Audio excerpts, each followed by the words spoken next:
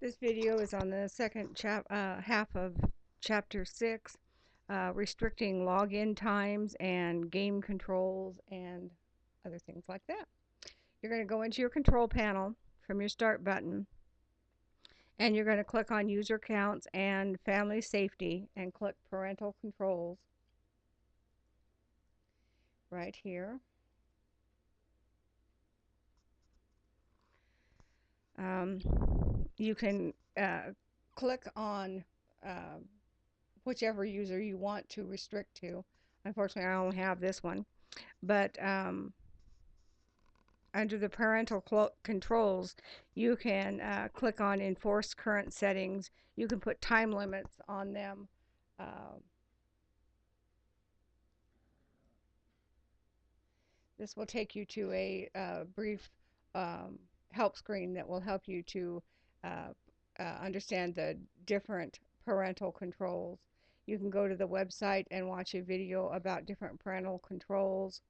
Uh, like I say, you can set time limits if you only want them to be on. Say they come home from school, they can only be on it for half an hour. You can do that. Also, game controls are used to limit access to games. Specific games can be allowed or blocked for a particular user. Blocking a specific game is appropriate when you want to prevent users from playing a game that does not meet your standards. Allowing specific game is appropriate when a particular game you approve of is automatically blocked by the game rating system. You can either have it automatically blocked or do it yourself. The games are graded. They have EC games, which is early childhood. E is for everyone, everyone plus 10, teens, and mature for different people. So you can do that. Let's go to this real quick and see what they have on it.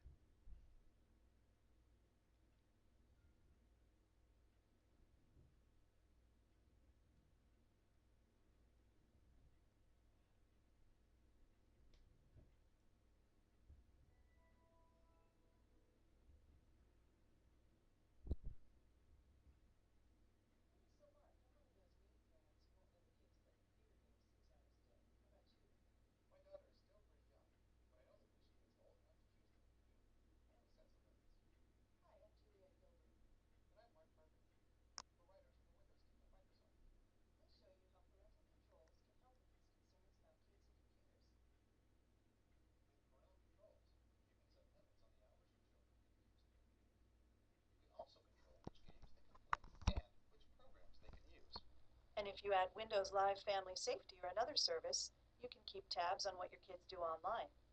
Let's take a look at how to set up and use parental controls. To use parental controls, you'll need a password-protected administrator account for you, the parent, and a standard account for each child.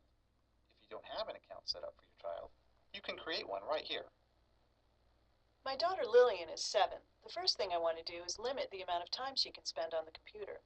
The great thing about time limits in Windows parental controls is that you can set different hours for each day of the week. That way you can let Lillian stay up a little later on weekends. I'll start by opening parental controls. Now I'll select Lillian's account and turn them on. Here I can select which things I want to control: time limits, games, and programs. I'm going to click time limits.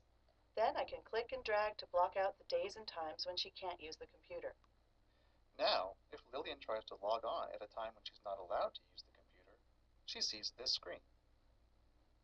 Lillian is already exploring the online world, so I'd love to be able to keep tabs on the websites she visits too. You can do that with Windows Live Family Safety, a separate program that comes installed on many PCs. If it's not already on your PC, you can download it from the Windows Live website. To get started with Windows Live Family Safety, first open Parental Controls. Make sure Windows Live Family Safety is selected under Additional Controls. If you don't see it, then Family Safety isn't installed. You'll need a Windows Live ID to sign in and set it up. Click the accounts you want to monitor. By default, Windows Live Family Safety turns on basic web filtering and activity reporting. You can also go to the Family Safety website to customize monitoring for each child. Let's customize the web filtering settings for Lillian. Basic filtering is a good option for her, but I'd like to block some specific websites as well. For the purpose of this demonstration, we've blocked the Microsoft website.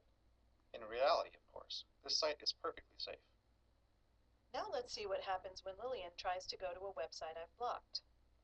Lillian logs onto Windows, then she opens Internet Explorer and goes to the Microsoft website.